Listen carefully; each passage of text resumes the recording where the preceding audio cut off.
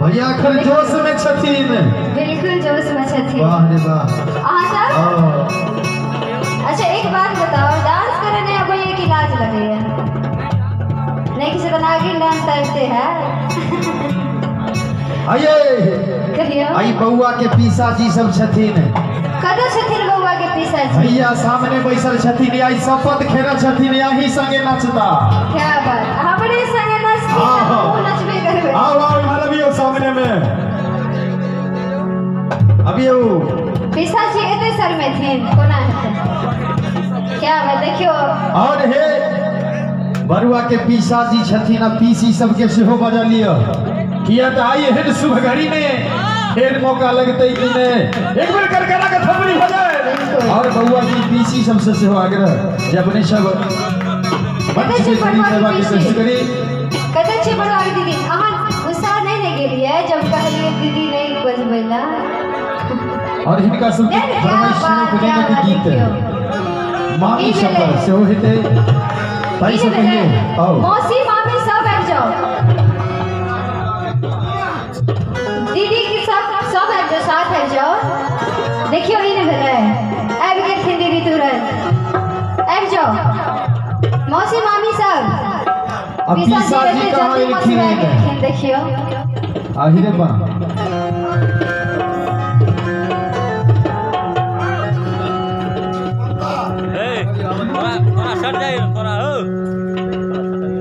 दीदी कहे छथिन पीसा जी से, झुमका कंगना किछु नहीं भावे अने बाबे सारी छोरा असगर सेज भया मन लागे लागड़ हर रे लोरा। अच्छा मझला पीसा जी कहाँ छथिन? अरे सब पीसा जी सब बैठ जाओ। कदा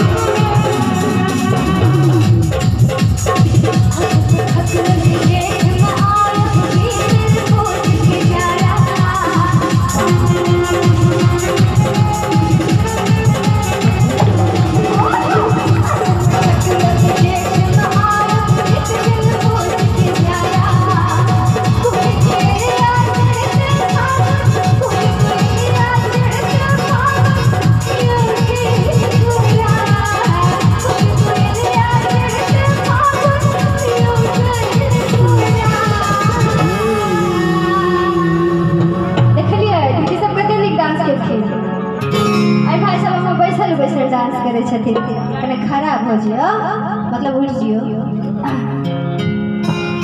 दूध के कोयलिया चढ़ते आइए ये बउआ के मामा छथिन मामा छथिन बेचारे लगले बैसे छथिन लगले उठे छथिन बुझाइया कछ मच्छी धेना छै कनी एहन एगो बान दियो हिनका जे बेचारे शांत बैस जाए या तो डबल जोश में आबि जाए थे कोनो टोनी कही छ लग में किया हमका सांस कहे पड़ ना बॉडी उम्र के हिसाब से जोश में हमारे कैमरा के सामने एकदम सामने आ जाओ कैमरा से लाज क्या लग रही है अहाँ सबके यार कते सुंदर देखलिए दीदी सब एक बेर में आबि गेल थी